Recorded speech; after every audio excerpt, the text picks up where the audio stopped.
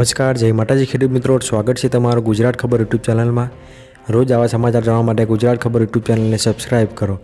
સૌની પહેલા સમાચાર, હવામાન વિભાગની નવી આગાહી। હોળી પહેલાં કર્મચારીઓને મોટી ભેટ, દેવા માફી અંગે જાહેરાત। રેશન કાર્ડ ધારકો માટે ખુશખબર, 18 કરોડમાં ફ્રીમાં થશે સુધારો। કોંગ્રેસ પાર્ટીની કરશે મોટી જાહેરાત, મોદી સરકારનો મહત્વનો નિર્ણય। જનધન ખાતામાં આવશે રૂપિયા, ખેડૂતોની લોન નવી યોજના। લોકસભા ચૂંટણી પહેલાં મોટા સમાચાર। આજના સૌથી મોટા ખેડૂત સમાચાર, ખેડૂતો માટે ખુશખબર, મહિલાઓને 37,500ની સહાય। હવામાન વિભાગની આગાહી મુજબ આવનારા દિવસોમાં ગરમીમાં વધારો થઈ શકે છે। લઘુત્તમ તાપમાનમાં 3 ડિગ્રી અને મહત્તમ તાપમાનમાં 3 ડિગ્રી વધારો જોવા મળશે। ઉત્તર દક્ષિણની દરિયાઈ વિસ્તારમાં 15થી 20 કિલોમીટરની ઝડપે પવન ફૂંકાઈ શકે છે। આવનારા 5 દિવસ વાતાવરણ સૂકું રહેશે। બીજી તરફ અંબાલાલ પટેલે આગાહી કરી છે કે 8 થી 11 માર્ચ દરમિયાન વાતાવરણમાં પલટો આવી શકે છે અને આ દરમિયાન રાજ્યમાં કમોસમી વરસાદ પડી શકે છે। હોળી પહેલાં કર્મચારીઓને મોટી ભેટ, હોળી પહેલાં કેન્દ્રીય કર્મચારીઓને ડીએમાં વધારાની ભેટ મળી શકે છે। 20 માર્ચ 2024માં યોજાનારી કેન્દ્રીય કેબિનેટની બેઠકમાં ડીએમાં 4% વધારાની મંજૂરી આપવામાં આવી છે, જેમાં 48.67 લાખ કર્મચારીઓને અને 67.95 લાખ પેન્શન ધારકોને લાભ મળશે।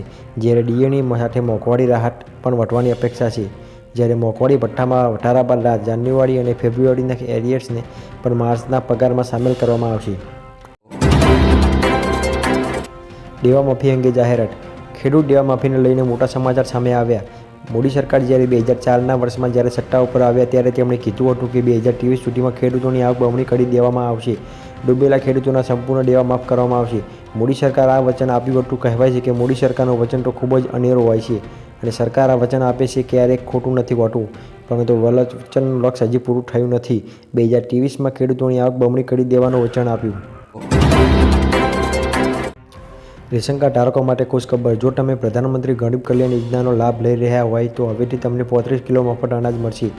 મોદી સરકારે નવા વર્ષમાં આ મોટો નિર્ણય લીધો છે અને તમામ રાજ્યોના દિશા નિર્દેશ પણ આપી દેવાયા છે। 1 માર્ચથી અંદાજે 80 કરોડથી વધુ લોકોને મફત અનાજની સુવિધા મળશે। આમાં મહત્ત્વની વાત તો એ છે કે તમને આખું વર્ષ ફ્રી અનાજનો જથ્થો મળશે અને જણાવ્યું કે કોને મહિને 33 કિલો અનાજ મળશે।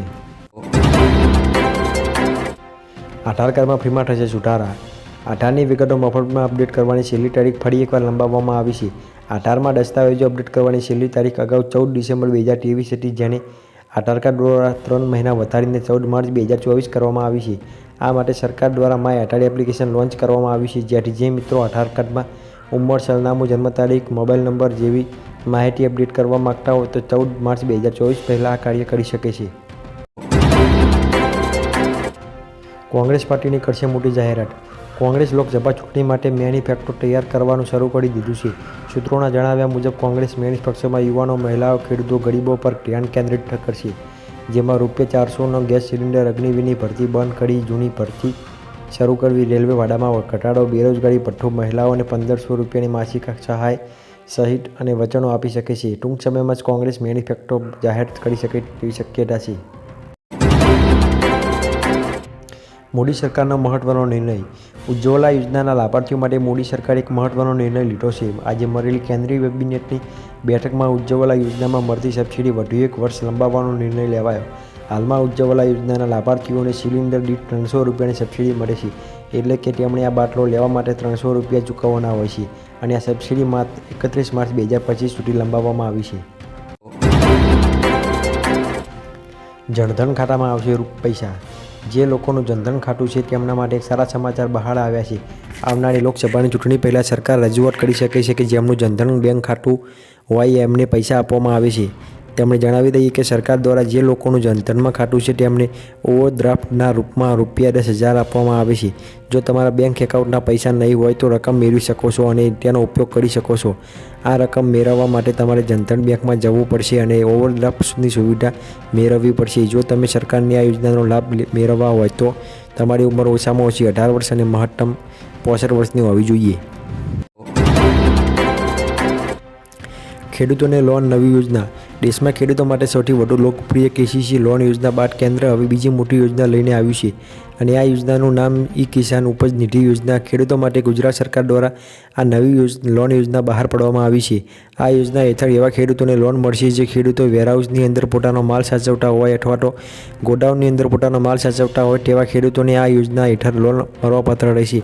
કેન્દ્રીય મંત્રી પિયુષ ગોયલે કહ્યું કે લોન યોજના હેઠળ ખેડૂતોને કોઈપણ ગેરંટી વગર સરળતાથી 7% વ્યાજ દરે લોન મળશે. જો ખેડૂતોએ કેસીસી યોજના હેઠળ કોઈ લોન લીધી હોય તો તે વેરહાઉસ દ્વારા આપવામાં આવેલી રસીદના આધારે આ લોન લઈ શકશે.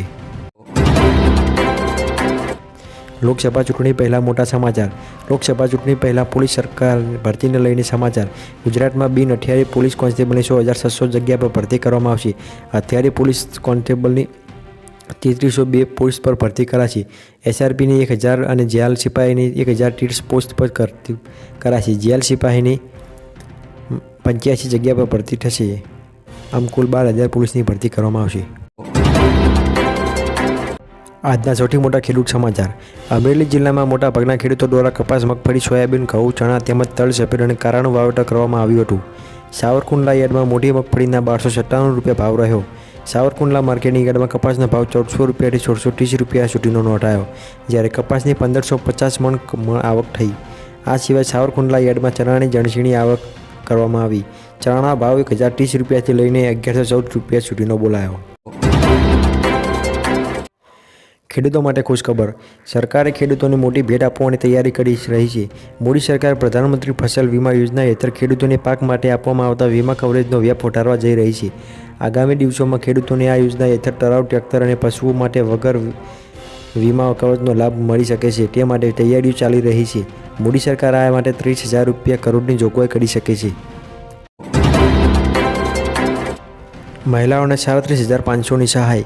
તમારા ઘરમાં અથવા તો કોઈ સગા સંબંધીના ઘરમાં જો બાળકનો જન્મ થવાનો હોય તો તેમને મળશે 37,500ની સહાય. શ્રમયોગી પ્રસૂતિ સહાય યોજના અંતર્ગત બાળકને જન્મ આપતી વખતે સમયે મહિલાઓને મળે છે 37,500ની સહાય. આ યોજનાનો લાભ લેવા માટે તમારે એક ઓનલાઈન ફોર્મ ભરી સબમિટ કરવાનું હોય છે, જેના માટે મમતા કાર્ડ, વોકટન પ્રમાણપત્ર, રાશન કાર્ડ, પાસબુક, મહિલાનું આધાર કાર્ડ તેમજ સોગંદનામું આ તમામ ડોક્યુમેન્ટની જરૂર પડશે. જો તમને આજનો વિડીયો પસંદ આવ્યો તો વિડીયોને લાઇક કરો.